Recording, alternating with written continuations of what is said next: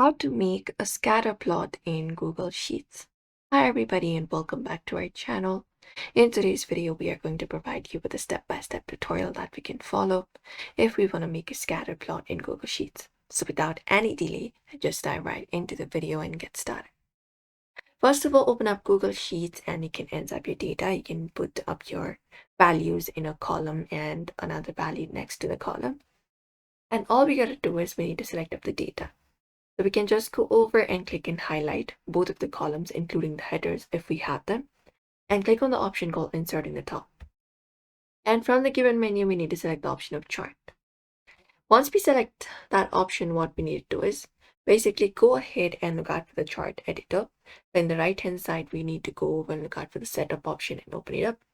And under the chart type, we can select the option of Scatter Plot. So go ahead and look out for scatter and select the plot that you prefer, and there you'll be opening it up.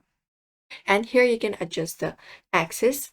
So here we have x-axis, what you would like to change it, you can change it into. Similarly for the y-axis also, you can change it into whatever you like for your second column. You can just go and do so. Also, we have customize option that we can click on, where we can add a chart title, level axis, change the point color and everything, the chart style, what style we would like it to be, for example this right here, or anything else, what color you would prefer, and go ahead and select it.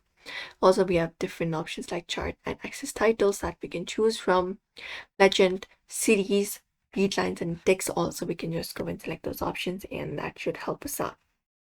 And that is it. Usually these are the methods we can follow if we want to make a scatter plot in Google Sheets.